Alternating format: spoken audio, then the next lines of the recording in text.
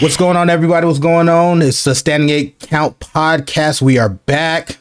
Got some special panel members that's here, that's doing it. True, go ahead and introduce yourself. Yeah, True Boxing, TRU Boxing on YouTube. All right, Bomb Blues Boxing, Bomb Blues Boxing on YouTube. Okay. So we had a busy Saturday going on, man. We had a busy Saturday. We had some good things going on. So we're gonna start with actually the Barrett fight, right? The Barrett fight. Martinez and Barrett went 12 rounds. It was a battle, and these guys fought hard. And True, give us your insight on this fight, and give us your explanation or what you've seen in this fight. Yeah, so we had it was on the zone from the United Kingdom, and it's a 130-pound battle between Zelfa Barrett, who's kind of a contender on the rise, only got one loss. I think he was 24-1 with 15 knockouts, and he was taking on Kiko Martinez. And Kiko Martinez, former champion at 122 pounds, 34 years old. They had 9 losses coming in, man, and I felt like going in to the fight that Barrett, if he was going to be considered legit, then he shouldn't have had a problem with Kiko Martinez. And, Kiko pushed him, man. He pushed Zelfa Barrett. He stunned him a few times in the fight, really pressed him. And it was kind of one of those eyeball fights where I'm kind of coming in and out because I was working, and so I was trying to watch the fight on my phone. Barrett seemed to be moving and trying to outbox Martinez, but Martinez kept coming. And then you look at the overall stats, man, because they gave a unanimous decision to Zelfa Barrett. But I was reading a report that was saying it might have been one of the worst decisions of the year, at the end of the year when we look back at 2021, because I got some numbers here, man. You had Martinez overall punches 184 to 117, and overall power punches 144 to 77. Wow. Barrett won on jabs because that's mostly what he was throwing, but the body punches is what impressed me. Martinez outlanded him 112 to 43, bro. Wow. So and in terms of scoring the fight round by round and total punches landed, Martinez won 10 of the 12 rounds in terms of more punches landed per round. So and he was landing a harder shot. So, this is one of those fights you might want to go back and look at. But at the end of the day, I don't know how many people are going to complain about Barrett winning, but, it wasn't so easy. And for me, Zelfa Barrett ain't ready for the top 10, man. 130 is a very good division right now. And maybe this guy just needed to shake off some rust. But for me, Kiko Martinez at 34, his best years were at 122, and that was about 6 years ago. Ever since he's moved up, he hasn't really fared too well. And I feel like he's in that gatekeeper mode, and Barrett shouldn't have had problems with him, and he had a lot of problems with him. So wow. I don't think Zelfa Barrett's ready for that top 10, man. But that's just me. Well, so Bon, what do you think about that, man? Well, with Zelfa Barrett, I mean, the fight is like, I wanted him to win in impressive fashion, but the thing is like, I think it was kind of like an underestimation of Kiko Martinez.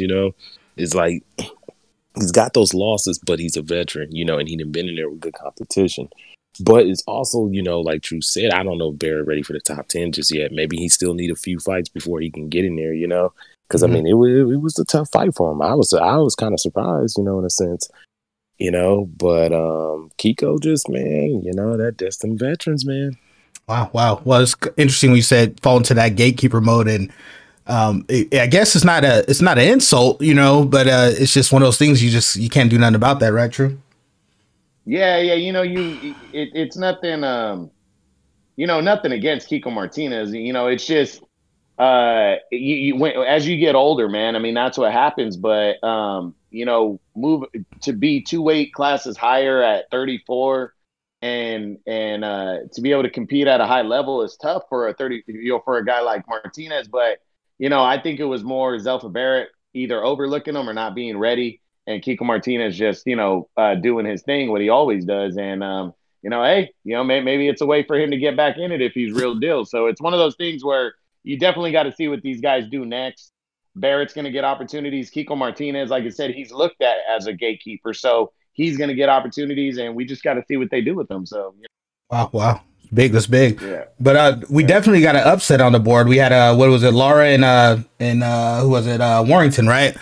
Yes, Yeah. sir. What do you feel about that, True? What do you feel about that, True? That's a picture up right now, right? I just want to make sure I get that right. This a picture. It's okay. Go ahead.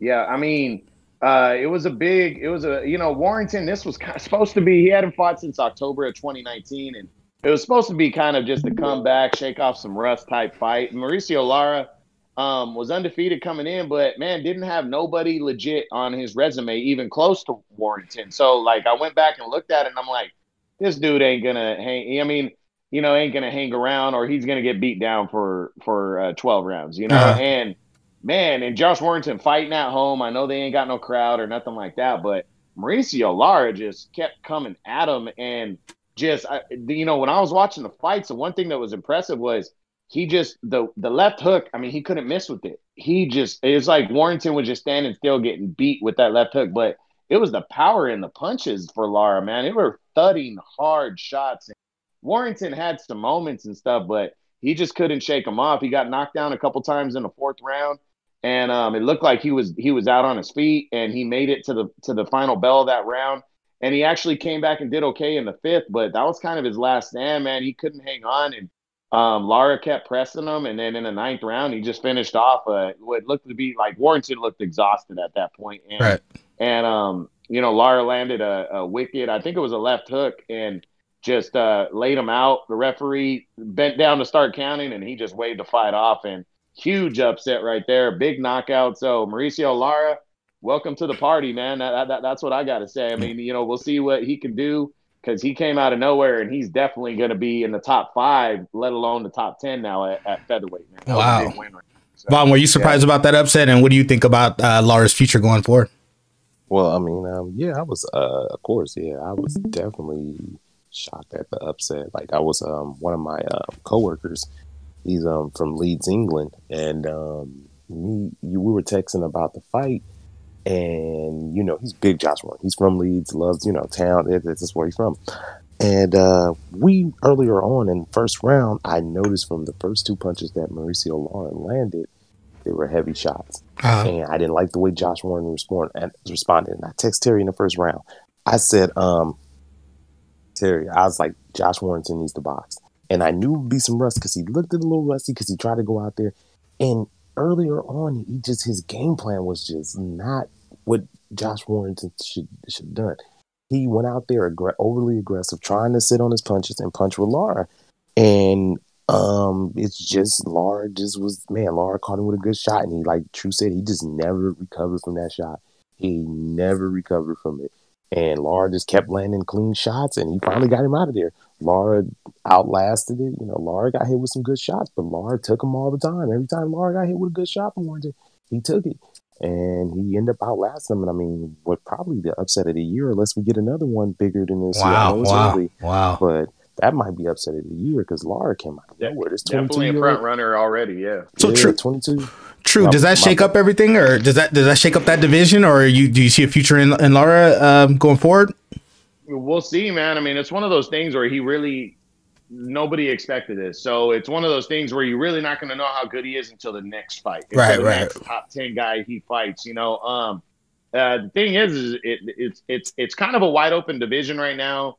To where there's going to be some new kings around this division. Gary Russell is the king right now, but Russell's one of those guys where you don't know if he's moving up in weight after his next fight. He's probably going to fight Ray Vargas next. He might move up in weight. He might fight Kid Galahad. While they settle that thing, the rest of the division is wide open. So Lara definitely threw himself in the mix. And you know what? Looking at some of the other guys in the top 10, with his style that he fought against Warrington, man, that calls for some exciting ass fights, in my opinion. They might have some good ass old school featherweight type fights coming your way this year and heading into next year. So it's definitely a pleasant surprise. Okay. All right, that's good. Well, that wraps up the zone, the UK card. Now we're going to the ESPN card, and main event got scratched. Vaughn, let us know what happened with the main event. Oh, so the main event was scratched because it was Joe Smith Jr. and versus Maxim Velislov. So what happened was Velislov tested positive for COVID, so they scratched the fight. So they basically scratched the fight. So Joe Smith did not get an opportunity fight for that vacant title, but they're gonna reschedule it, so he'll still have the opportunity. It just sucks not getting in at that time. So on the ESPN Plus card, it was on ESPN Plus. So we had excuse me, we had Richard Comey and Jackson Marinas become the main event, and we also had on the card, we had the return of Adam Lopez. He was fighting Martinez. I forgot his first name. And you also had, American heavyweight prospect Jared Anderson versus Kingsley Ibe. So those were like the more notable fights that was on that card right there. So I'm just going to start first with Jared Anderson and Kingsley Ibe. So Jared Anderson is now he's 7-0 with 7 knockouts. He's a United States heavyweight. He has a good amateur. Go ahead. Okay. He has a good amateur, experience. And he was fighting Kingsley Ibe. Kingsley Ibe had fought Guido Vallinello. He had pretty good Italian prospect. He's on top rank on ESPN top rank, and Kingsley Ibe fought him. I think was it to a majority decision or majority draw. It was, so it was kind of shocking. So I came in this fight. I was like, oh, this might be an interesting one. I was like, might be a close one. But Jared Anderson put it on him, man. I mean, just put it on him, and they almost had early. He might be early knockout of the year. I mean, he put it on Kingsley Ibe. I didn't think he was gonna put it on it like that. I mean, just busting him up, man, hitting with good shots, and then the knockout was beautiful. Ibe, he was walking him down. I could tell, Ibe was coming towards the end, and then he just, Ibe threw some hooks. Anderson kind of shoulder rolled him and used his elbow, and out of nowhere, man, he landed this, like, he hit him with a straight right hand, and Ibe was ducking his head down to try to duck the other shot and just hit it. I've seen that one. His head back up, hit him with the left hook, and he was out. I've seen that one.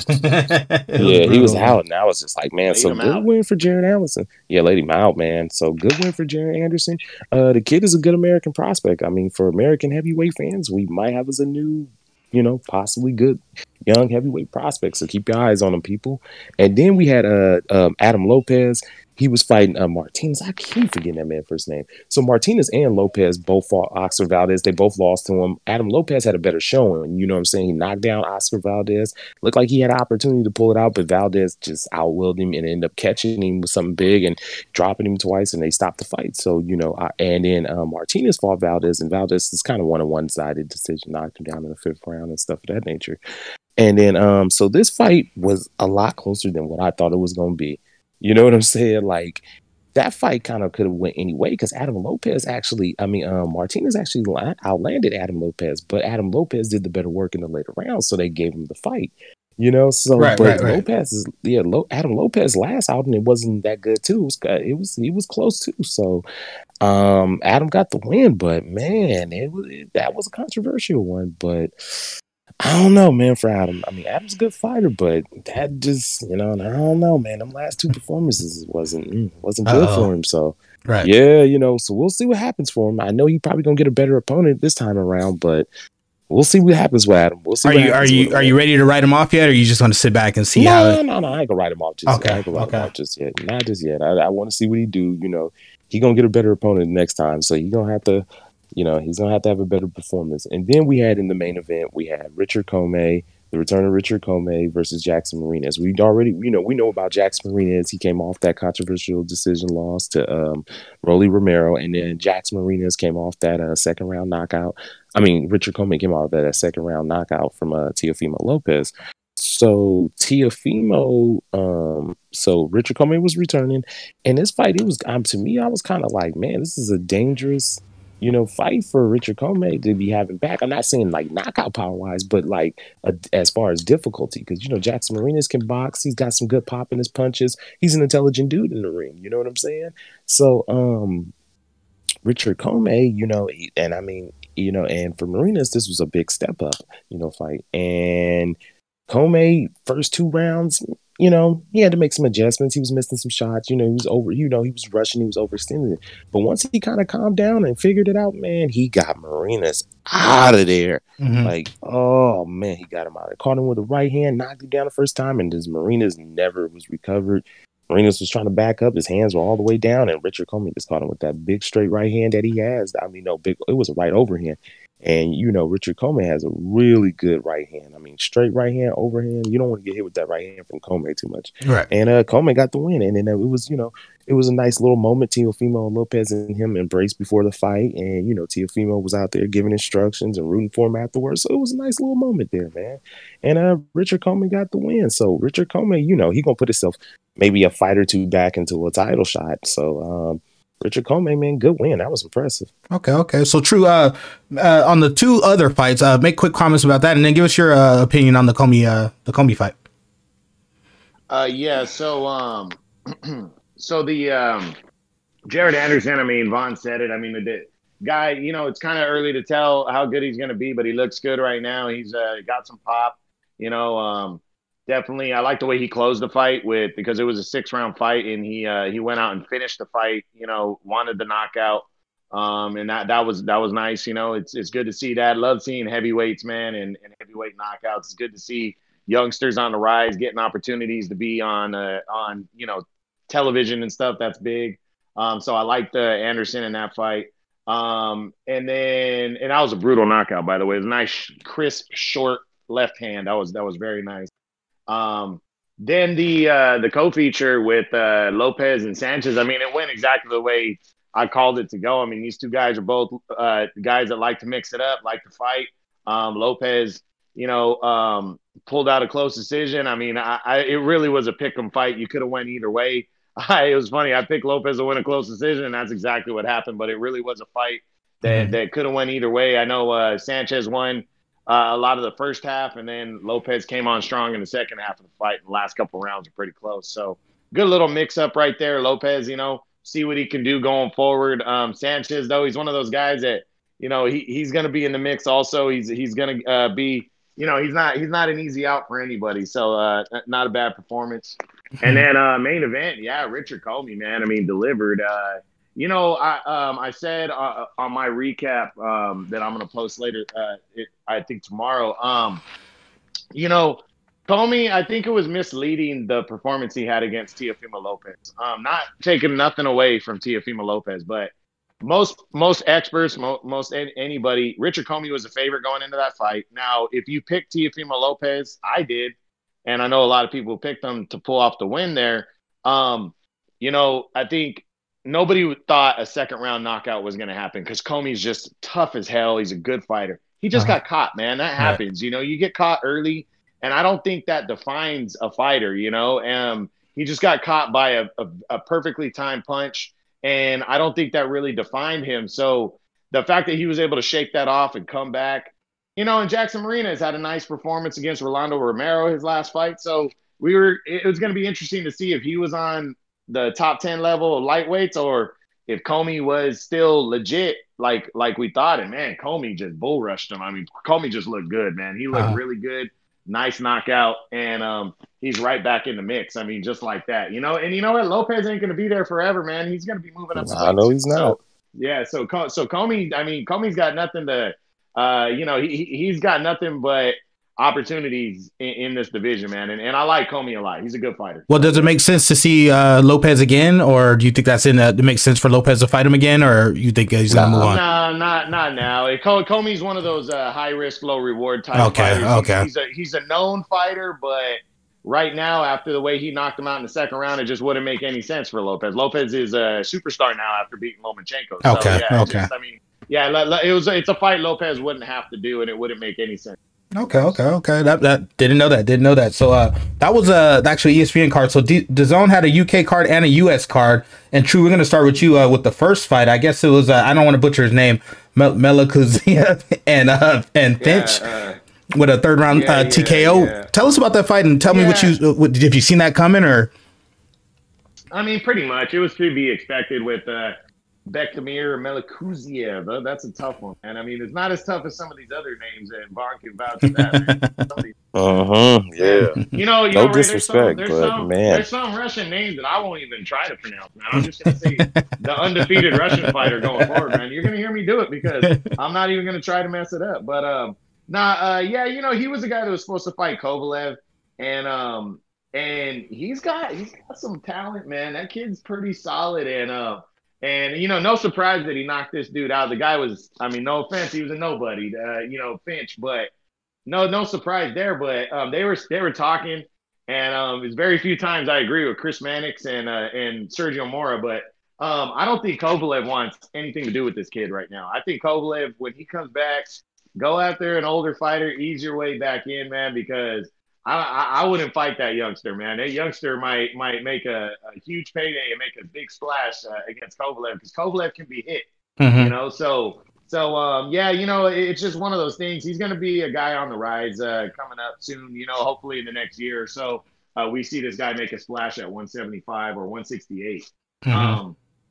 Yeah, so that's just my take on it. All right, what do you think, Vaughn?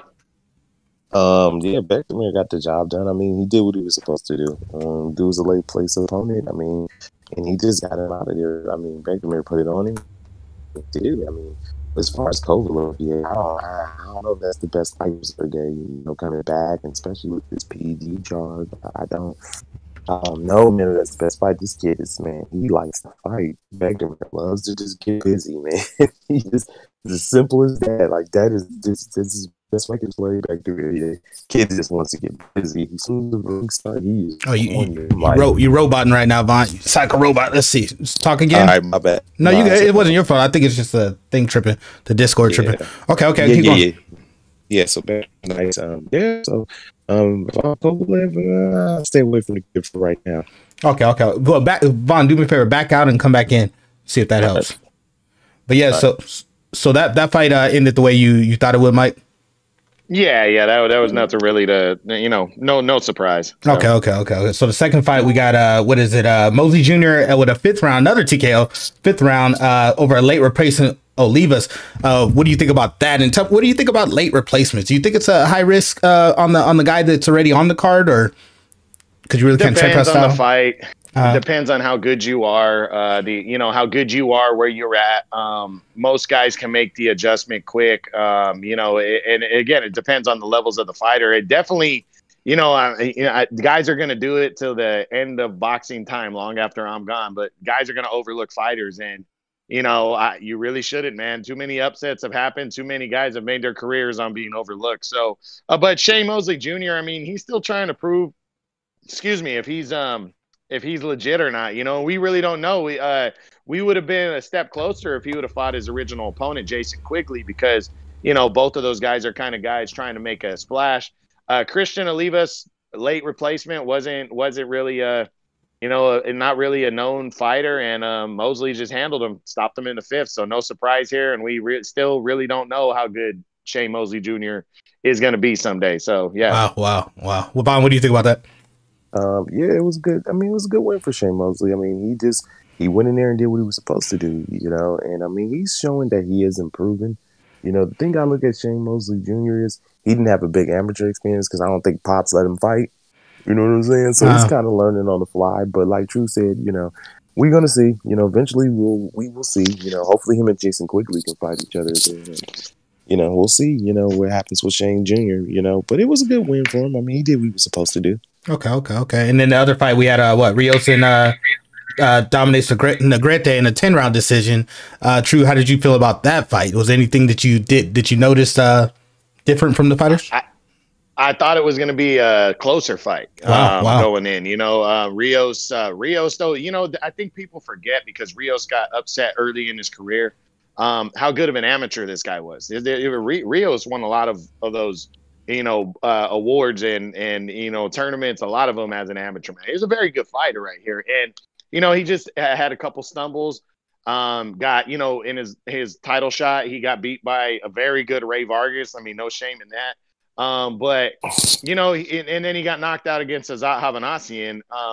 And ever since then, though, the dude's been a man on a mission. He dominated Diego De La Hoya a year and a half ago. And then coming into this fight, Negret's another guy who lost to Ray Vargas, another guy who's solid, throws a lot of punches. So I thought it was going to be a close fight. And Ronnie Rios just dominated over 10 rounds. Negret, tough as hell, landed his shots. He did well. But Ronnie Rios, man, I mean, he wants a world title shot. He wants to get back in the mix. I wish he was still lined up to fight Brandon Figueroa, because that fight was ordered last year, but doesn't look like that's going to happen now. I don't know why. I never heard why he dropped out of the mandatory shot, but hopefully he gets. He's talking about possibly fighting the unified champ. Marajan Akhmadayev at the end of, towards the end of this year. I'm not sure that's going to happen or not, but at the very least, a title eliminator should be next for Ronnie Rios. Nice, nice. Vaughn, what about you? Oh yeah, I mean, I pick Oxley to win a unanimous decision, but no, that didn't happen. Ronnie Rios looked good, man. He looked good. He looked sharp.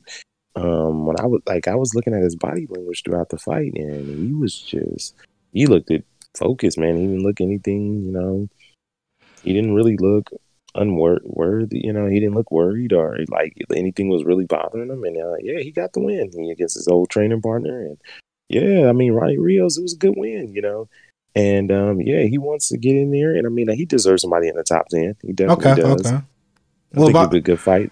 But you made a comment saying his body language. Do you think as a fighter, when you fight another fighter, do you go off body language also? Can that body language be intimidating, or also could it be a sign that maybe you need to step it up a level? Well, I think body language can show you things. You can show you how a fighter's feeling about certain things. It can show you like a little bit of their mental state, how they feeling. You don't know 100%, but the body language is, body language will tell you a lot. Sometimes will tell you some things. Sometimes doesn't mean you're 100% correct about it, but it will show you some stuff, how you react. Just like when I seen in the Warrington and Lara fight, when he got hit with those first 2 punches, Josh Warrington like that. Anyways, go ahead. True. What do you think about that? Body language, is it a big factor you think in fighting, or is some fighters play possum? What do you think? Yeah, I mean, and man, Ronnie Rios, like, it wasn't his body language is just confidence. Like his shoulders were out, and like he just looked like I said, he looked like a man on a mission, man. I mean, he was just like coming straight at Negrete, and whatever Negrete hit him with, it was like, yeah, okay, whatever, dude, and boom, kept coming at him. And I thought for a minute there you might knock him up, but Negrete is that dude's got a chin. He got a chin. Yeah. He's tough as hell. Yeah. So but yeah, just overall surprising and a good performance. Like I said, I picked Ronnie Rios, but I really thought Negrete could have pulled off the win too, and I thought it was going to be closer. And Ronnie Rios just put it on him, man. So wow. Well, there's another lopsided fight with the Castaño. It's a Teixeira. What about that fight, True? What did you feel about that fight? Man, I thought I picked Castaño to win this fight, but I thought it was going to be closer before either the knockout or decision. I thought it was going to be closer if it went to decision. And, Castaño, I mean, well, first, let me talk about Teixeira. Teixeira was landing his shots the whole fight. He was. But and he was landing some good hard shots, too. He even backed Castaño up a couple times, but he just could not make a dent enough for Castaño to stop coming at him. I mean, Castaño just and he's not just that Mexican style bull rushing. He was hitting from angles, man. I mean, but kept coming forward. He kept pressing Teixeira. So whenever Teixeira would land a big one and try to, maybe take a step back and load up again, Castaño would hit him with 2. And it was just like nothing he did was stopping Castaño, who was like a freight train coming at him, man. And some of those rounds were close. They were competitive. But Castaño just won almost every round. I mean, he was just on it, bro. I mean, I say at minimum 10 rounds he won out of 12, bro. And one judge gave him all the rounds. Another judge gave him 11. I think another judge had it 9-3. So I mean, it was a good competitive bout, but Castaño just dominated, and he almost stopped him and got him out of there. Towards the end of the fight, he was just it was just a man on a mission. And for me, this dude moves to number 2, man, at 154. That was a big win, and he's the champ now. He's a world champ and undefeated still. So big time win right here. Yeah. Okay. Vaughn, what do you think about that? And also, what do you think the future is for him after this fight? Okay, so yeah, man, it was an impressive win. I haven't had a YouTube channel for long, but as long as I've been telling anybody about Brian Castaño, I've been telling them, like, man, that kid is a problem in his division, because he got pressured, but it's intelligent pressure. He switches angles, he boxes, he does pretty much everything in the ring pretty good. You know what I'm saying? He's an intelligent dude. He does, Castaño will take his punches to get his, but I mean, that, of course, with this height, him being 5'7", fighting at 154, he gonna take something to get in. You know what I'm saying? Right. But it was impressive, man. I mean, for him to beat Patrick Teixeira the way he did, I was just like, damn. I thought he was gonna stop Teixeira I picked him to stop Teixeira in the 6th round, but just the way he does, like, I mean, because Teixeira, it would be moments where Teixeira would get, some control of the fight, and then Brian would just take it away from him again. You know what I'm saying? Right. And yeah, so for Brian, what I think is next for him, either. Well, give me a 3-fight schedule. Give me a 3-fight schedule for him. Oh, 3 fights. And I think, okay, so the third one, I think there's, like, I'm going to go in order. I'm going to say that the one I think is really going to happen, I'm going to go with the third one that is a possibility. Second one that's, yeah, it could happen. And then the first one, yeah, for sure it's going to happen. So the third one, I'm going to go with Epispde Lara, because him and Lara fought before. It was a draw. I feel like Castaño, you want to get that one back. Also, it would be a part of a WBA title online. On top of that, too, part of it, the regular, not the super champion, which is Jamel. You know what I'm saying? That's number 3. Then number 2, I got Tim Tszyu, who's going to be ranked in the number 1 in the WBO. It's a lucrative fight for Brian Castaño if he goes over there to Australia and fight Tim Tszyu over there, which I think he would win. But that's a very, very lucrative fight. But the only problem, roadblock in there, Top Rank. He's with Top Rank. Okay. PBC. They don't do a lot of business unless it's probably like big business like they did with Wilder and Fury. But and then number 1, which I think is gonna happen, is him and Jermell Charlo, 4-belt undisputed, because both of them are on the PBC. Brian, right after the fight, Brian was just like, "Yep, you already know who I want next." That's how he said it too. He was like, "You already know who I want. I want Jermell." So you already, and Jermell don't run from nothing. So him and Brian, that's gonna be explosive. They both on PBC, and now PBC controls the 154 division like 100%. Like they control it. They control the division. So. Well, true. You give me a 3-fight schedule. What do you see? I mean, I'm not sure because of the Top Rank thing if Tim Tszyu's in that mix for me, because there's so many options with 154. And this was a mandatory fight, so he's in optional mode now. I'd say realistically, I mean, you could do any of the guys, like your Julian J. Rock Williams, your Tony Harrisons, your Jason Rosario. You could do any one of those. For me, after this win, I think that's a step back. I really think it's 2 fights. It's Lara in a rematch, because now Lara, I called Jarrett Hurd out. I'm calling everybody out. I didn't hear Brian Castaño's name after that draw. Oh, that name ain't gonna never get called out. Yeah. What did you think? Yeah. No, well, but that's my problem with Lara, though, is this is Mr. Avoided, right? But hey, you fought to a draw in a fight nobody thought that was going to happen. And I didn't hear you calling him out for a rematch. Well, now Castaño's got a legitimate world title. So is Lara going to grow some balls and fight him in a rematch? That's what I want to know, Right. And if that fight's available. And, I am going to throw one fight in, though, and just the outside one, because I'd love to see it. Jarrett Hurd, man. I think that would be a fight between those 2 guys right there. I don't know if Castaño wants to take that risk before Charlo, but that would be a beautiful feather in his cap right there if he could beat Jarrett Hurd. And Jarrett Hurd, that dude fights, man. I'm a big fan of Jarrett Hurd, so that's possible. But yeah, I mean, obviously Jermell Charlo's got to be the one that everybody wants to see. It's just will the I want to do that. So early. Yeah, will the WBC allow Charlo to make that fight, or does he have to fight Erickson Lubin as mandatory in a rematch first? That's the big question right now that's going to be out there. And, we'll see. We'll see what happens. But Brian Castaño, definitely a bright future. He really, for me, solidified himself as the number 2 fighter at 154 with that win. That was a big win right there. So, yeah. Wow, that's big. That's big. So we got a little controversy. And, True, I'm going to leave it to you on this with this Diaz thing. So for the people that don't know, because True explained it to me on what's going on with that. So what happened? What happened with Diaz?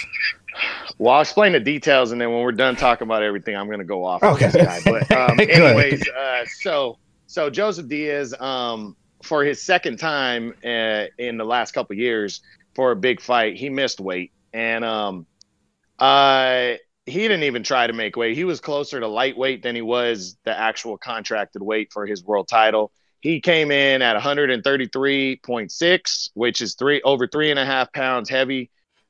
He didn't even try to make weight. He can tell me all he wants and tell everybody that he tried. I'm sorry. I agree with the report I read that they said, well, Imov was struggling to make weight too, and he made weight. and everybody else on the card made weight. You know, it's unprofessional, man. It's very unprofessional, but we'll go into that a little more, my opinion on it after. But so what happened was he lost the title on the scales, and he had to weigh within the 10-pound limit the next morning. He did that. I think came in at like 139, and him and Rakimov fought. The fight went forward, but the title was only on the line for Rakimov. Ended up being a really good fight. He hurt Rakimov early. Rakimov shook that off, took over the middle rounds. They were chucking pretty much the whole time. Just good technique on both ends. You know, good solid technique. Two southpaws going at it, mixing it up. And then Diaz took the fight over late in the fight, like the 9, 10, 11, 12 rounds. I mean, you probably could all give those to Diaz because he really controlled that action. But at the end of the day, and I'm glad it was scored the way it was scored a draw. Which means the title stays vacant, and nobody wins the fight, obviously, in a draw. So yeah, I mean that ended up being the final result of that fight. So yeah, wow.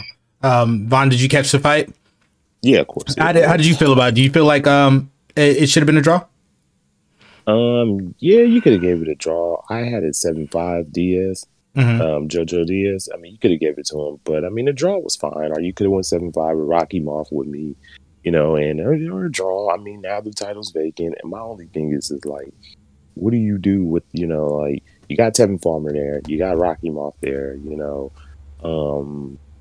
how do you put those two in there in the ring and get them going, you know, and have Rakimov off, like, you know, finally fight for the title and you get a chance to really, you know, get another chance to try to win it. I mean, that's going to be the question for the IBF in that one. And yeah, it was, I mean, the thing was, it's just JoJo missed weight again, like Drew said, and it's just, you know, it's not a good look. You know, JoJo got potential. He has a lot of opportunities being with Golden Boy and being in an 130-pound division. He just got to maximize them. You know what I'm saying? So if he would have won the fight, the belt still would be vacant. Mm-hmm. Okay. I didn't know. Okay, so True. Do you see his future going any forward, or is kind of like a disappointment as a fan, as a promoting? What do you see JoJo going from here? Did you say me or him, yeah, bro? True, I'm sorry, you cut out. Yeah, you. True. Yeah, true. Diaz. I mean, I don't think he moves the lightweight because he would be an undersized lightweight. I think it was just no discipline. His comments were he really didn't care what people thought about him after that because he tried. Wow. For me, yeah, you know that to me is you know it's not just professionalism. It's you know, you have fans and stuff, and I know some of these guys don't care about the fans, but they should, because we're the ones that pay their bills, kind of deal. By the way I look at it, you know, the more we pay attention, the more money he makes.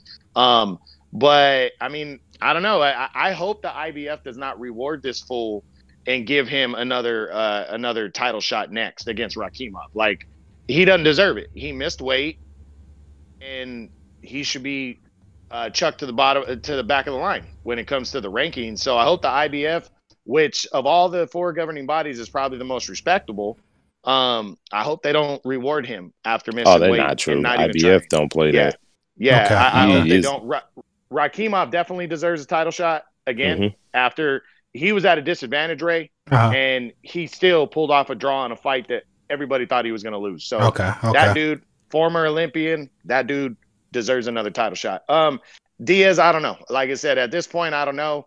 I wouldn't be surprised if he gets in there with it's an all Golden Boy fight and maybe throw him in against either Rene Alvarado or go after the secondary WBA belt against Roger Gutierrez, who just beat Alvarado. I wouldn't be surprised by that one. I don't know if a rematch with Tevin Farmer is going to happen. You know, I mean, he didn't want it before, and now that he doesn't have a world title. So, you know, like I said, when I go off on him, I'll discuss that, because I'm going to definitely make a video about him and this lack of discipline that he has. But man, this is the second time he's done this, bro. You know, he did this a couple of years ago against Jesus Rojas, which was a secondary fight. Rojas is a really good fighter. It was a good matchup, and he missed weight, man. I mean, and for me, that's probably the most unprofessional thing you can do is miss weight. You know, give me an example from another sport on what we could compare this to. Is it off the field issues in NFL? Is it fighting on the court in NBA? What would you consider like missing weight professionalism wise? Could you compare it to anything? Because I'm trying to think. I don't want to throw steroids in there as is that serious, but it's something I guess is it? I think it's similar to that. Maybe not as bad because with steroids you're actually cheating, but in a sense you're gaining an advantage. Going into that fight, and every pound that you have over your opponent, I mean, I think that matters, bro. I think the bigger you are, the more advantage you have could lead to that could be the difference between a knockout and a decision, bro. I mean, and really at the end of the day, say Diaz would have beat him, right? Does anybody care? Because he was overweight. Right. And it was just like, I mean, it's one of those ones where it's just like, you look at the fight, whatever. He was overweight for that fight. Didn't mean shit. Right. And that's kind of how I look at it. It's kind of leaves a bland taste in everybody's mouth, man. So, yeah, I mean, like I said, that dude's just unprofessional, and I'm a fan of Joseph Diaz, a big fan of him. But he came in soft around the belly, and his excuses are soft. And I went and looked up the softest colors, and I'm gonna start calling that fool. I think they call it since he likes to change his colors of his hair all the time, and he had an orange one in this one. I'm gonna call him Delicate Violet because that's one of the softest colors you can do. And I hope his hair color the next time is Delicate Violet. That's what I hope, man. So yeah, that's what I'm gonna say about JoJo Diaz. So, oh man. So Bond. So real quick, still on this fight. Do you think a 3 pound less Diaz loses this fight? A 3 pound less Diaz. I actually picked Rocky off to win the split decision after knowing he missed weight. Oh wow, you know what I'm saying? Okay. But Diaz in shape, he probably pulls it off. Oh wow. Okay. Yeah, I mean Diaz. If Diaz would have come in here 130, he probably pulls it off. Or it would have been still a close fight like how it was. You know what I'm saying? But he probably would have had a better performance. Being.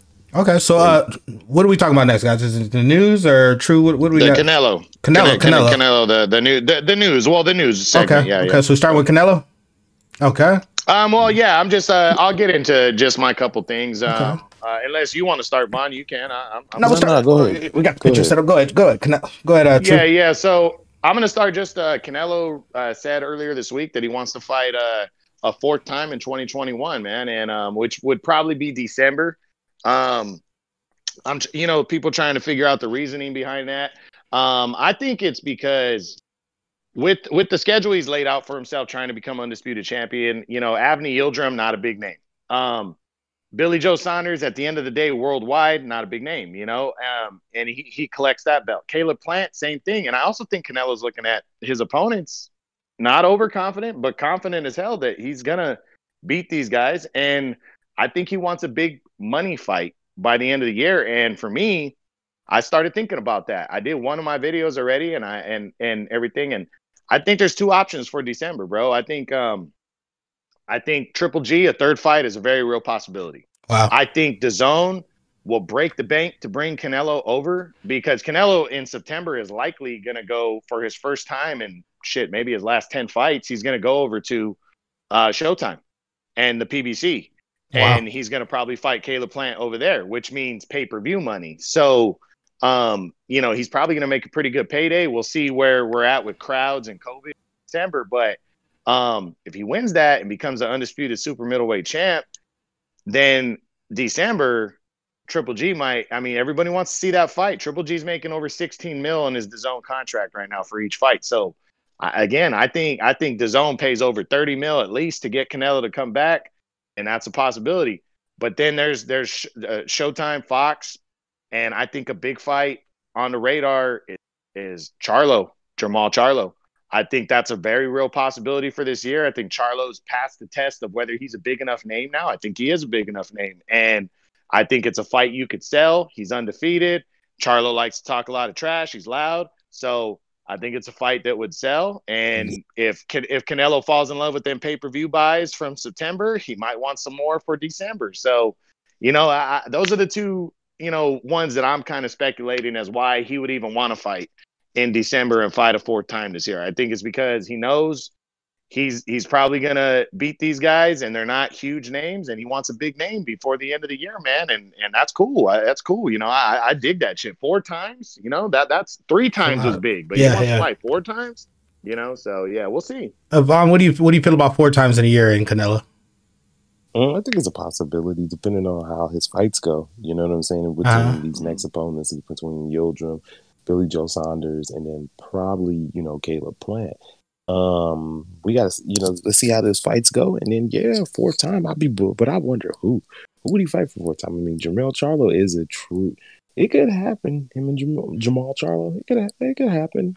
Well, well, go ahead, Bond. I'm sorry. Go ahead. Yeah, I mean, it could possibly happen. It's just the big thing is if it happens, Jamal got to take that opportunity. If it comes in December, Jamal, and that man send you that contract, just sign it. So regardless of what it is, just sign it. Tell me this, guys. Take the opportunity.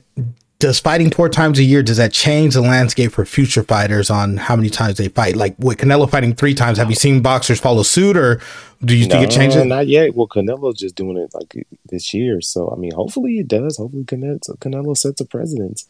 Hopefully sets, Okay. Hopefully go ahead. What do you think, True? Yeah, I mean, it could set a precedent, but also, again, I think it's one of the more unique things because most fighters on that level fight twice a year. I think for Canelo, the reasoning is, he only fought once last year. That has something to do with it. Also, I don't think he sees threats, and I really don't think he sees getting damaged outside of an injury, an unforeseen injury in terms of, like Billy Joe Saunders, not a big power puncher. Caleb Plant, not a big power puncher. Those guys are, if they have a chance at Canelo, they're going to have to outbox Canelo.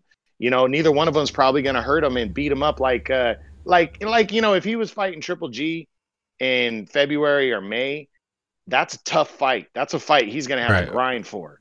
So he's not fighting. He's not fighting again right on top of that, because of it. I think that's what it is. It has to do with the kind of fighters that Canelo has laid himself out for. So I don't know if guys are going to do this very often, lay out a schedule like this. Canelo's in that rare kind of a thing where he doesn't have a home right now. He can promote himself and go wherever the fuck he wants, man. Mm-hmm. It's just a nice luxury to have because Canelo knows one way or another that fool's getting paid. Mm-hmm. He knows that. Mm-hmm. And he knows that these guys are going to break the bank in, every fight to try to bring him over. Wow. And he's also fighting for prestige with the Undisputed and different things like that, and waiting for some of these guys to make a big splash so he can go make a fight, and he's kind of in a really good position of power right now. He really is in the sport, man. He really is. So we'll see, man. But I would love to see either one, Triple G 3 or Charlo, man. I think those are real possibilities right there. Okay. Nice. Well, Vaughn, you got any news also? Any boxing news? Pretty much. Just hoping for just excited for Boots Ennis and Sergey Limpinets on April 10th and March 20th. Definitely Virgil Ortiz and Maurice Hooker. That's another one. I'm excited about them fights, man. Okay. Definitely think those are good fights. Good fight for Virgil Ortiz. Good fight for Boots Ennis and nice step ups. And so, these young guys, hopefully they're going to prove that they are the real deal. And, those two are, right for the division, man. So that's all really on my news right now. So we're on to the card coming up this weekend, right, guys? Mm-hmm. Yeah, real quick. One last piece of news I wanted to say was looks like Lomachenko and Masahiro Nakatani are going to be going at it in June, man. Ray, you remember the Nakatani fight that we talked about? Yeah. Big lightweight right there. And Lomachenko wants to fight him. So this is why I like Lomachenko a lot. Right. He's coming back, coming off that loss. He's an undersized lightweight, and he wants to fight Nakatani, who's coming off a big win. That's a good opponent for him right there. I like that. Wow. It shows balls. It shows class. Nakatani's tough. Good matchup right there. So I'm hope they haven't finalized it yet, but I'm hoping we see that one. That was kind of exciting for me right there. Oh, that would be a good fight. That would be a good fight, man. Yeah. So, okay, so now we're going out to next week's fights. Starting with you start off, Vaughn. Let us know about next week's fights, man. Okay, so next week I'm gonna start off with the Showtime card. I'm gonna do that. So Showtime, the return of Adrian Broner.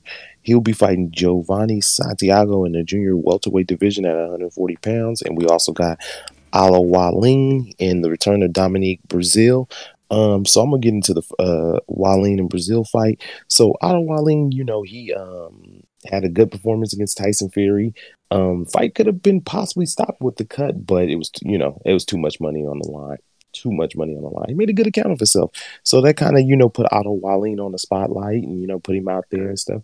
Then he fought Travis Kaufman. He beat Travis Kaufman. Travis Kaufman's a veteran. He's been around the sport for a long time and stuff like that. And he defeated him. Got the stoppage and stuff, and now he's in one of probably the biggest fight, second biggest fight of his career. He's fighting Dominique Brazil. Brazil's been around been a while for a long time. Challenged for 2 world titles, lost. He was stopped by Anthony Joshua, and then he got stopped by Deontay Wilder. So Brazil's been going for a while. He hasn't fought since he lost to Wilder, and that was 2019. You know what I'm saying? Mm-hmm. So this is a fight for Wallin to prove that if he can really compete at this level and become a top 10, possibly top 15, and get a fight with a top 10 heavyweight, this could be the moment. He's got to capture it and try to beat Dominique Brazil. And for Brazil, this is a fight to see if Brazil is still a formidable guy in the heavyweight division. He's been out for a long time. I know it was a tough loss because all the issues between him and Wilder and all the back and forth and stuff like that. And to be stopped like that, Wilder get him out of there that quick. And, but we're going to see what happens, man. That's going to be a good little fight. You know what I'm saying? Both guys like to come forward and throw punches and stuff. So that's going to be a nice little fight. And then we got the return of Adrian, the Can Man Broner versus Giovanni Santiago. So AB, he been out the sport for 2 years. Everybody know who Adrian Broner is. Like, you know what I'm saying? Mm-hmm. Everybody knows the man career. Adrian, one thing, people may not like Adrian's personality and the brashness and stuff, but at the end of the day, the man will fight anybody. That's one thing about him. He'll fight anybody at 147 pounds, 140. Like, he's willing to get in there with anybody. So AB fight coming back. That's what you want to call fighting. Man, well, at least, okay, maybe he didn't show up in them fights, but at the end of the day, he still signed that contract and got in the ring. He got paid. Yeah, true. But at the end of the day, he still fight people. That's just my thing with that. But Giovanni Santiago, don't know much about Giovanni. I went back, try to do a little bit of reading on him, watch a couple of fights on him and stuff. His biggest win was against DeMarcus Chop Corley, but this was 2017. Corley, he's past. Corley was way past it by then. And that was his biggest win of his career. He's 14-0. He's got 10 knockouts, so he's got some punching power. He's got some cool boxing skills. Will he be a threat to Adrian Broner? Possibly. If Adrian Broner fights his type of fight, he could be possibly a threat. But I think Adrian Broner, he should get the win in this fight. And I think 140 pounds is a good weight class for Adrian Broner. You know what I'm saying? I just think it's a good weight class. There's opportunities for him. He's got a guy like Regis Prograis over there. Mario Barros is over there at 140 on PBC. And I also think any guy that gets at 140 pounds that gets a title, they'll fight Adrian Broner because he got a big enough name. You know what I'm saying? Yeah. So, how old is Adrian Broner? Sorry to cut you off. How old is he? 29 or 30. Oh, wow. Okay. Fairly young guy. Okay. He just started young.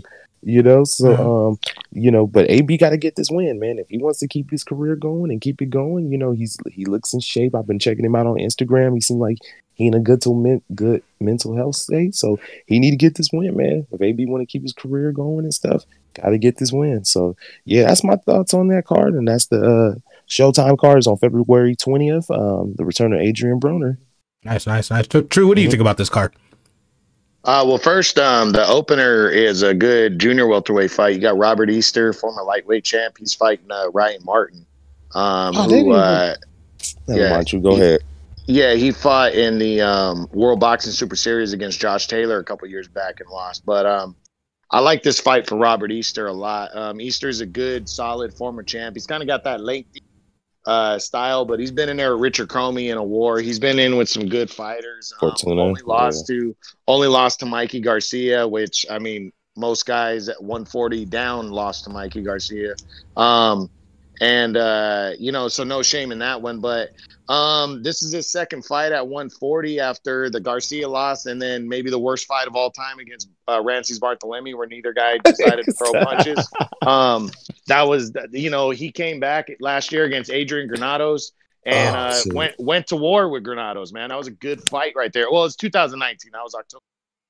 And, like I said, this is a good, solid opponent for Robert Easter to fight at 140. Ryan Martin's not a pushover, but if Robert Easter is a legit top 10 140 pounder, which I think he is. He should get the win here over Martin. I'm calling a decision win for Easter there. Otto Wallen and Dominic Brazil. I mean, that's a toss-up heavyweight fight, man. It really is. Brazil got skill, man. He does, but he gets hit a lot. So that's what I'm worried about with him. He does take shots.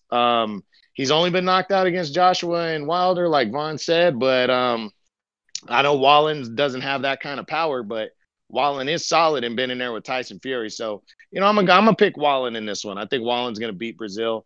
But I wouldn't be surprised if Brazil pulled it off. And then AB, I mean, the guy he's fighting is, not really a known fighter. It's a comeback fight. For me, I lost all thing for AB during the Pacquiao fight. He didn't show up. He showed up to collect a check. That's all he did.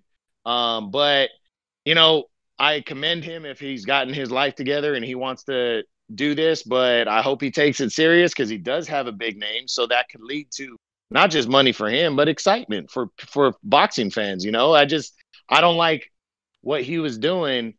He really left a bad taste for the sport of boxing, man. I mean, guys like him, for me, ruined it, are partly why it got ruined, and give it a bad name because you got guys just showing up and collecting checks like that. And right. Yeah, Broner's always fought tough. He's got a good resume in terms of people he fought, but he's always been a joke outside of the ring, and that kind of just ruined it. Maybe that was just young and dumb stuff. Maybe he's got his stuff together. If he struggles with this guy, that might be a sign that, hey, maybe it's just not there anymore. But if he gets rid of this dude and he can really make the weight at 140, which he always struggled to make down the stretch there, maybe he could be legit again. We'll see. But time will tell, and people are still willing to put him on a main event slate, man. So we'll see how he does. I'll call a decision win for AB because I never heard of the guy he's fighting. So, I mean, well, tell me this. I'm going to call a decision win there. Tell me this. What would Adrian have to do to change her mind and not write him off in this fight? I mean, like I said, I'm not really expecting too much from him, so I wouldn't be surprised any outcome here.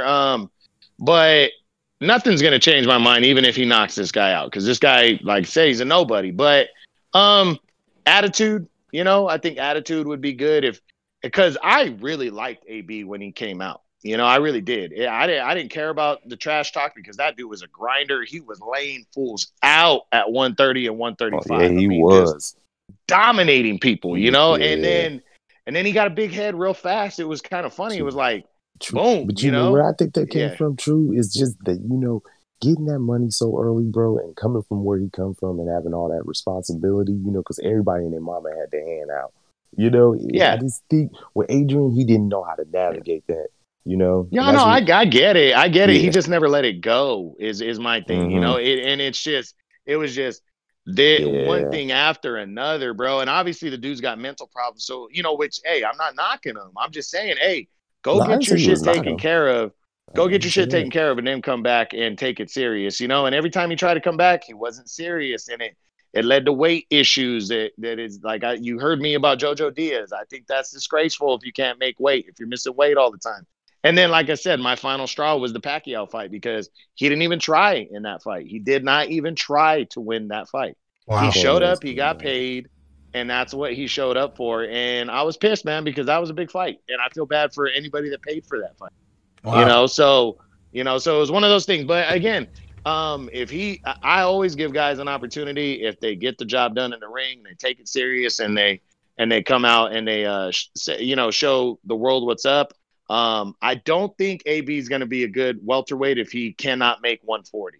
But 140, man, I mean, yeah, it's wide open. There's some good, solid names there. If AB can get it rolling, Regis Prograis would love to make his acquaintance, man. I mean, he really would. That's all he keeps saying. He keeps talking shit about Broner, and I'm like, he's like, hey, Broner don't want to fight me, and that's just what I want. I want these because Broner, the one thing he'll do is sell a fight. Right. So him and Prograis, the way they talk shit, oh my God, that would be a fun one, man. But you go through tears laughing. Yeah, that's the thing. We just don't know how good he's gonna be, Ray. We got to see, man. Okay. So we'll see what's up. Man. At the end of the day, I'm gonna say this because he's got a big name. I hope he pulls off an impressive win, and and he can build on it, man. I will say that. All right, that's fair. That's fair. So going on to the ESPN card, we're gonna do this one fight at a time. I want to hear both of you guys' opinions per fight. So what are we gonna start? We're gonna start with the undercard. True, you okay with that, or is that what you have down? Yeah. Let's go with the undercard. Okay. So go ahead, give us your opinion on that, and Vaughn, I want to hear what your opinion is on that fight also. Hold on 1 second. We'll start with the what's his name, man? I'm gonna give my young bull some love, True. So Elvin Rodriguez and Verone. Okay. Rodriguez is a 140-pounder on the rise. Vaughn's probably knows a little bit more about him, but he's been winning. He's undefeated. Good, solid fighter. This is another just kind of stay busy, get another win under his belt type fight. So looking forward to seeing him in action. He's an exciting fighter. Go ahead, Vaughn. Like Drew said, Elvis Rodriguez, man, the kid is talented. He's trained by Freddie Roach, 140-pounder. I mean, like Drew said, it's just, keeping him busy, keeping him active, and just keeping him in a young fighter like him going, because that's what you want to do with young guys. You just want to keep them active and keeping them gaining experience in the ring. So, yeah, he should just get in there, get the win, get Verone out of there in a few rounds, So, that's my thoughts on it. Okay, what about the next fight, True? What do you feel about the next fight?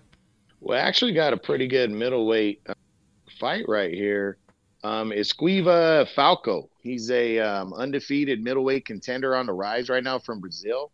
Doesn't really have any big names on his resume, but he's fighting Arthur Akakov, who's a former 2-time world title challenger. A lot of people think Akakov beat Billy Joe Saunders, who's lined up to fight Canelo in May when they fought a few years ago. Akakov went in against Demetrius Andrade a couple years ago. Andrade handled him, but hey, Andrade's a pretty solid middleweight, pretty good. We still haven't seen him in a big name fight, but Akakov's been in there for world titles, and Falco's a kind of a guy trying to make a name for himself. 27-0, 19 knockouts, pretty solid. I like this matchup right here. I'm gonna pick Falco in this one, man. I hope he can pull off a win over Akakov, because I like guys from Brazil and that region that come in undefeated and got some skill and everything, because they definitely can make some noise. Got a good, looks like got a good combination of boxer puncher right here. 27-0, 19 knockouts. That shows me that he's got some decisions, which means he doesn't have lights out power, but he can go the distance. So we're gonna see, man. I mean, that's I'm looking forward to this one. I think it's gonna be one of those sneaky good fights on the undercard right there. Okay. I actually got a question about that, but I'll let Vaughn let us know what you feel about the fight, and I'm gonna actually ask a question after. So like Falcao and Akakov, Falcao, this is like, with me, he's a good, middleweight, but it's like, it is, he do need some step up fights. You know what I'm saying? It's time. You know what I'm saying? And this is a good one for him to step up. You know what I'm saying? Because it was about time. So and like Drew said, there's people that thought he beat Billy Joe Saunders when they fought all them years ago. You know what I'm saying? Like some people that, so Akakov is not bad. I mean, he lost to Boo Boo, but Boo Boo's a good middleweight. You know what I'm saying? He's one of those dudes who, he fights the Arkovs, and these guys, he'll beat them. You know what I'm saying? So it's going to be a good little fight. It's one of those little undercover fights that people, kind of sleep on. And next thing you know, they'd be like, damn, that fight was good. You know what I'm saying? Right. So, yeah. Okay, so here's my question for both of you guys, but we'll start with True. You made a comment about guys going the distance. Resume-wise, you got two boxers, both 15-0. One, 14 knockouts, went to decision one. The other one, 14 decisions, 1 knockout. Who do you favor in a fight like that? Power. Okay. Because that guy might be able to go the distance, but I think Josh Warrington fell victim to this thing. Maybe, I know Lara didn't have that kind of power that you're talking about, but Josh Warrington's not a big power puncher. So if he can't outwork a guy and a guy's got some pop, it's scary. It's a recipe. It could be a recipe for disaster, man, because he knows he's not going to hurt nobody. Like Josh Warrington, I think was 30-0 with only 7 knockouts coming into that fight, bro. He's not a big power puncher. So I think you need a good mix of both to be really successful, man. But you're favoring power a little bit more than is what you're saying? In that scenario, what you're talking about. Because those are two younger fighters right there. I think the power early.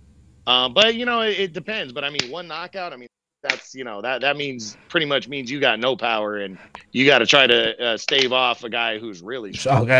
Stave off is a big thing. Yeah, that's a good way to put it. Yeah. Okay. Yeah. So what about you, Vaughn? What do you feel? 2 guys 15-0, 1 guy 14 knockouts, 1 goes the distance, the other one opposite. Go the distance 14 times, 1 knockout. Who do you got winning a fight like that? Me, it depends on how the flow of the fight goes. Because if this person with 14 wins and only one knockout, yeah, he might not have the power, but one of he has the skill set to negate that power. You know, okay. That's you know, it could get depending on that, but I mean, in the fight, you're gonna probably go with a guy that's 15-0 with 14 knockouts. Okay. You know what I'm saying? I just want to know that. I was just asking because I don't know. That was just my thoughts on that too. And that's a good. I like that because you guys both kind of have your different opinions on it. Because just like you say, going the distance shows it's a pretty good resume also though. You know, but knocking guys out is a good resume also. So just like what's the name? What's the young kid that fought Garcia a couple weeks ago? Ryan Garcia. Yeah, he hasn't went the distance yet, correct? So no. When those later rounds start getting in, he went once. Ryan won did once. he? Okay, Oh, yeah, he did go once. Okay. So, but that does make guys worry too, right? Earlier on, Ray, the one thing is you know it's how long are the fights that you've been in, because there's true. some guys that is true. There's some guys that you're fighting, you start with 4-rounders, then you jump to 6-rounders, then 8-rounders. That's why Anderson on the ESPN card, that was impressive for him to close the show in the 6th, because it was only a 6-round heavyweight fight, man. So and they called it, the announcers called it on ESPN, where they said, you know, if this fight goes to a decision, we kind of are looking at Anderson a little different. Not we're doubting him so much. It's just, hey, the guy's got power in this stage. He should be finishing guys. And he went and got that knockout in the 6th round. He made sure, like, hey, I'm knocking this fool out before the distance. And that, you know, that's impressive. But it was only a 6-round fight. So it kind of changes your game plan up. Okay. You know, you got to go in there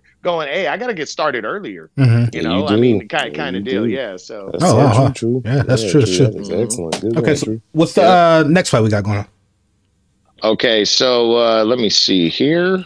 I think it's co-feature Gabriel Flores and Jason Velez. You know, Gabe Flores was supposed to fight former champ Andrew Cancio, and again, for like the 5th fight in a row since he signed with Top Rank, Cancio has had a fight canceled. I don't know if it was on his side or on his opponent's side or whatever. Obviously, it wasn't Gabriel Flores because he's still in the fight. But Gabe Flores undefeated, 19-0, only 7 knockouts. So maybe we don't know how good this guy's going to be. Got some talent, you know.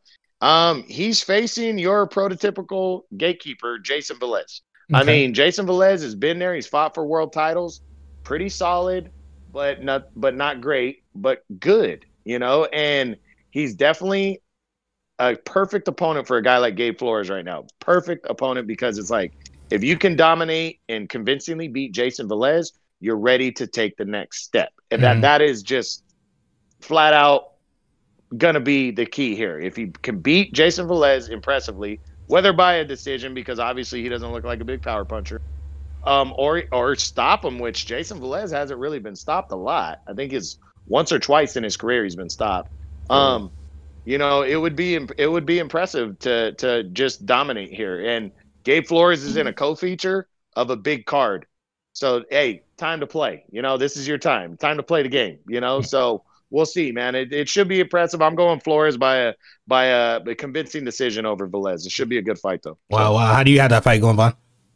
That fight between Flores and Velez, it could be an interesting fight, because Velez's last fight against Oscar Valdez, he made it pretty interesting for a little while, but Oscar ended up outlasting him.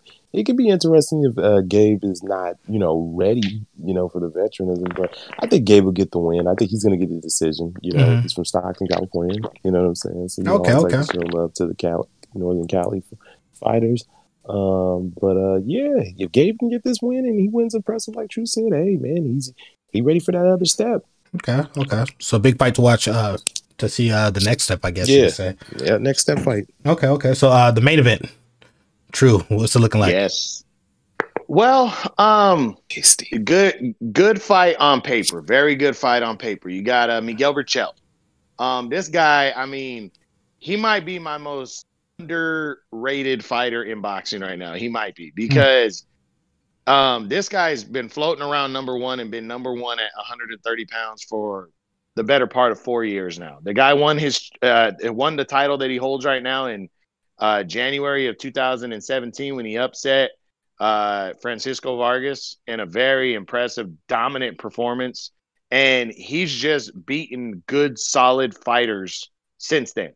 And not big names that people know, but they should know. If you're a big boxing fan, the way he outclassed Takashi Miura, who was a fucking buzzsaw from Japan. I mean, that was impressive.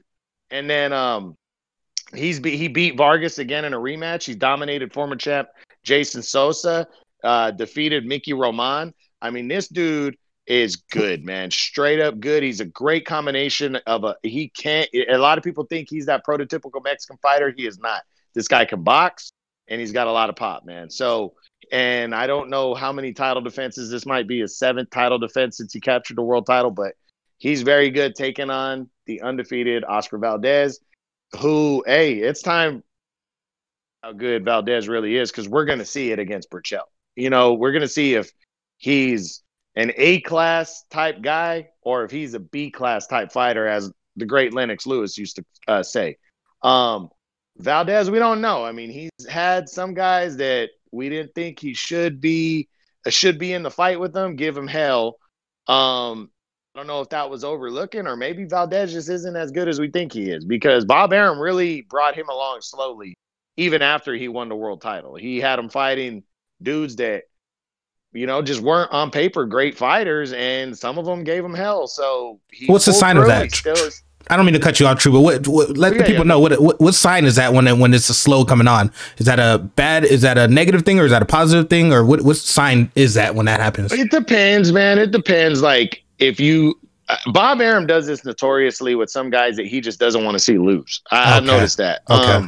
He doesn't want to see the guy lose, but also Top Rank, it depends on the division and how much they have in that division to throw against a guy like Valdez, you know? So it's kind of been a mix of that in his career. You know, his resume isn't terrible. It's just there's not that signature victory outside of Scott Quigg, which was impressive. It was a nice win, but he broke his jaw in that fight, you know, and you know, we'll see. We'll see how where he goes, because he moved up in weight to fight Burchell. He ran from Shakur Stevenson, and he moved up to fight Miguel Burchell, who's the top dog at 130, man. Him and Gervonta Davis gonna battle it out all year for that top spot, and as long as Davis stays at 130, and we're gonna see, man. It's a good matchup though on paper. Two guys that throw a lot of punches.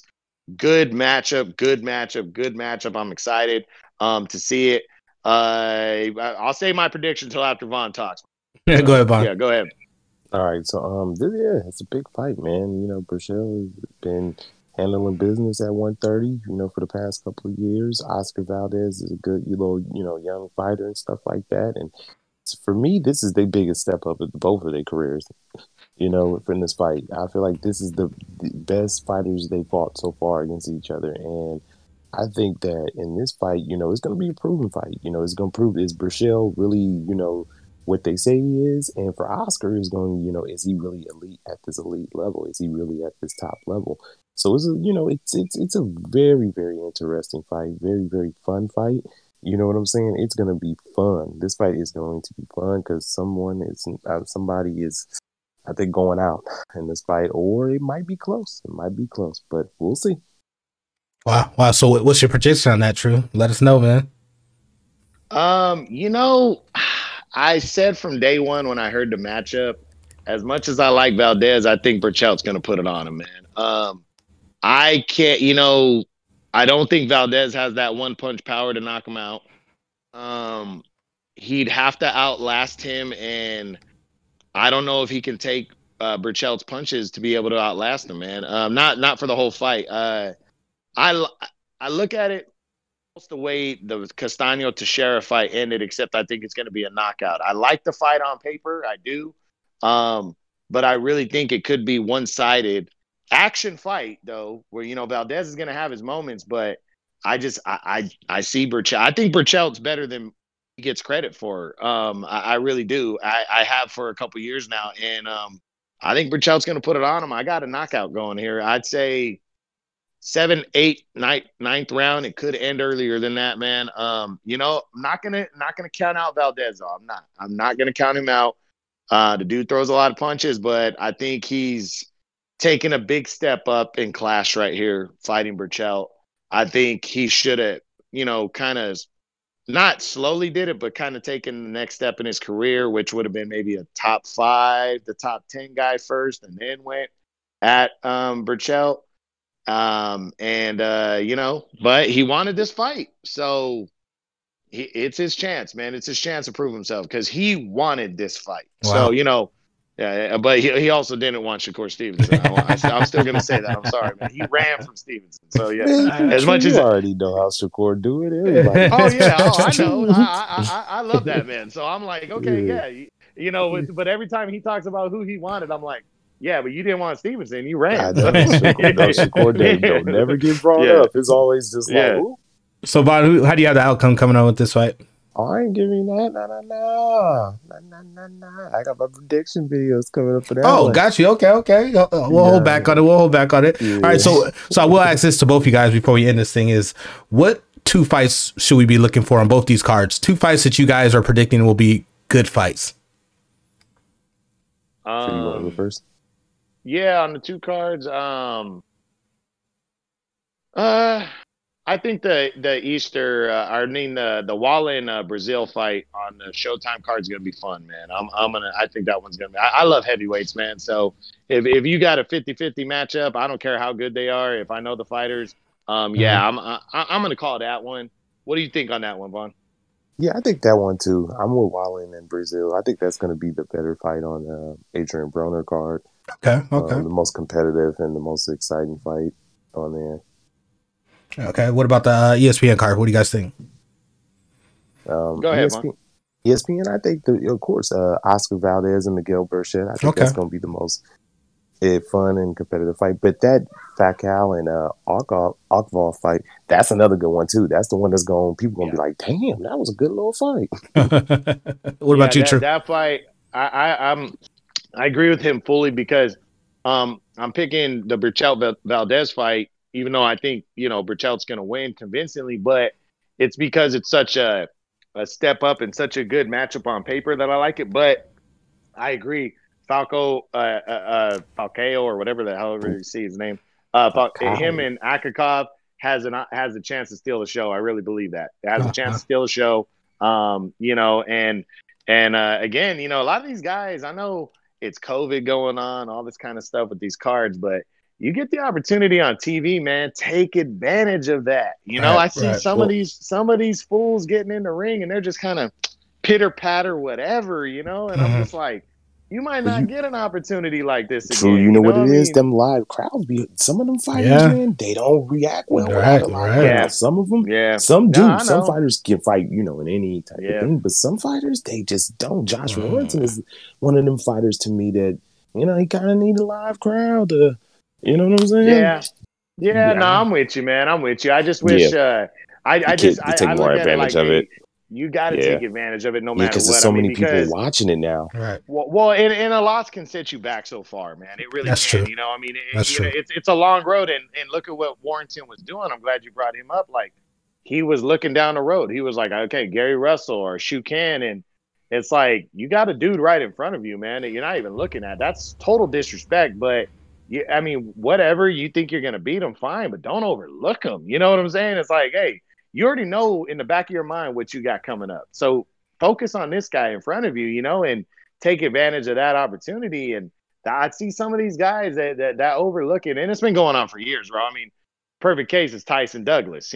Tyson totally overlooked Buster Douglas. Buster Douglas had his mom died, and he had just everything to fight for and nothing to lose. You know what I'm saying? And he just went right at Tyson and fought the perfect fight. And you never know what's going to happen when a guy's overlooking you, man. You just never know.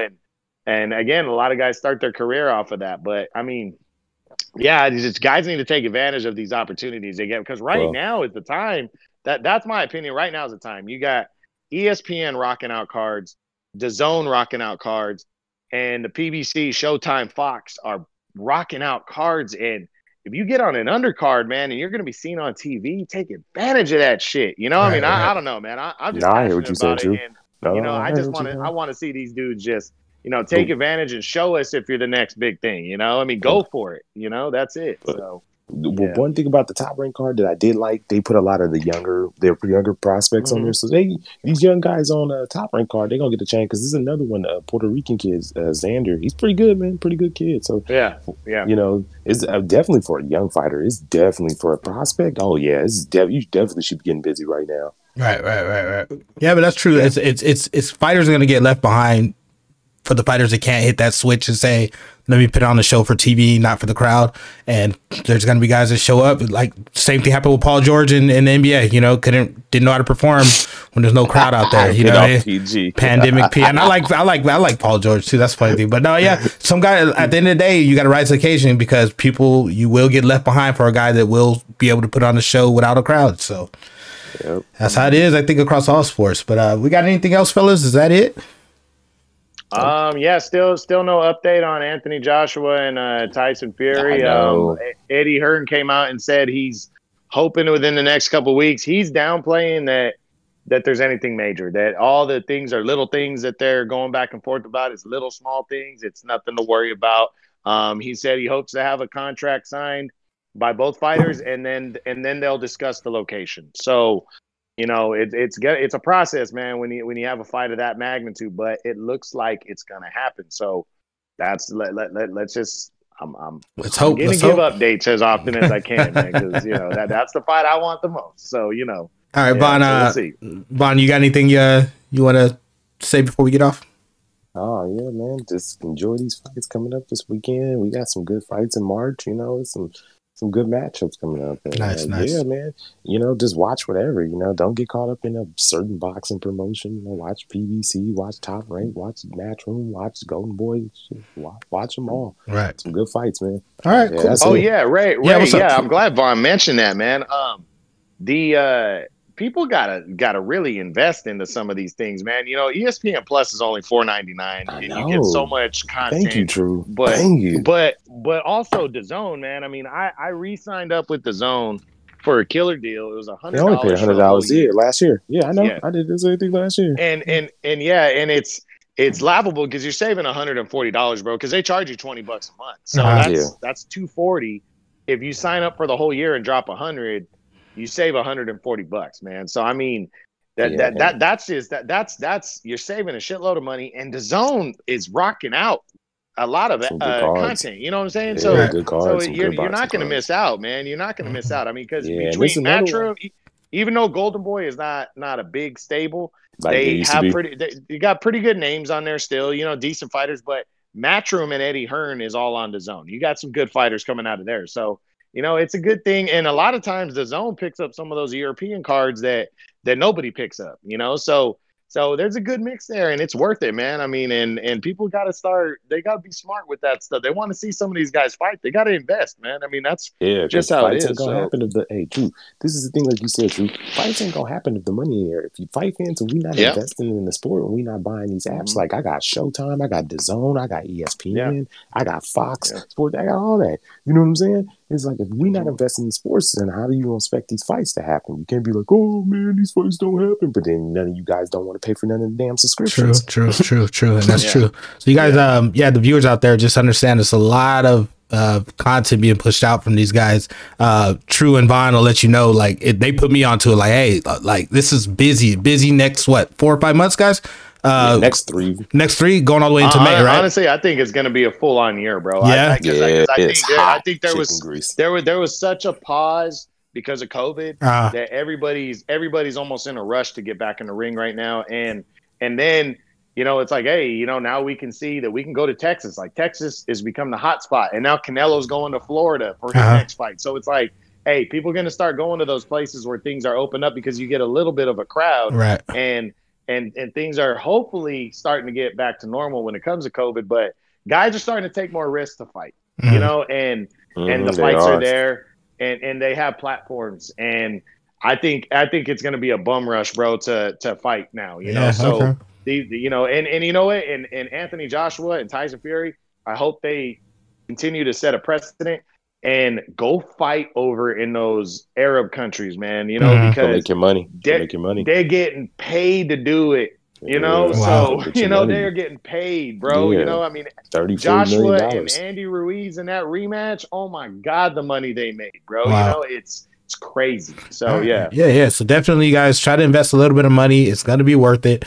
I don't want to downplay anybody's money situation, but it's really good prices going on right now, man, for these fights. And it's not traditional because we all know the pay-per-view days, you know what I mean, where it was 10 of us all at the same house, you know what I mean, try to all pitting in $10 to watch a pay-per-view. This stuff is really this stuff is all cheap right now, man, or cheaper. So good episode. Let's do our outros. Anything else, guys, before we do our outros? No, I'm good. All right, Vaughn, start off with your outro.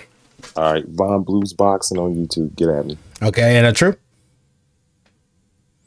True, you there? Come out and come back in, True. Come out and come back in. Because it's showing that you're still talking. Does he hear me? So, but on another note, we're getting these graphics together on this podcast, guys. I got to do my part, man. We're going to try to get this thing a little bit more professional. Vaughn and True been holding it down on their side, so I got to make sure I hold it down on my side. True, if you don't say, we'll do this. True Boxing is his YouTube. True TRU _boxing. Check him out. Vaughn got his predictions. He's gonna put up. I'm gonna check that out. Vaughn, when do you think you'll put your predictions up? Oh, this week it'll be this week. So okay. I'm probably gonna do my Adrian Broder and Otto Walling predictions, and then on Wednesday I'm gonna do my Oscar Valdez and Miguel Burchett card predictions for this week. Okay, for sure. So I'll make sure I'll check those out. Make sure you guys check it out. Make sure you like the video too, please. And you guys take care. Thanks a lot. Peace.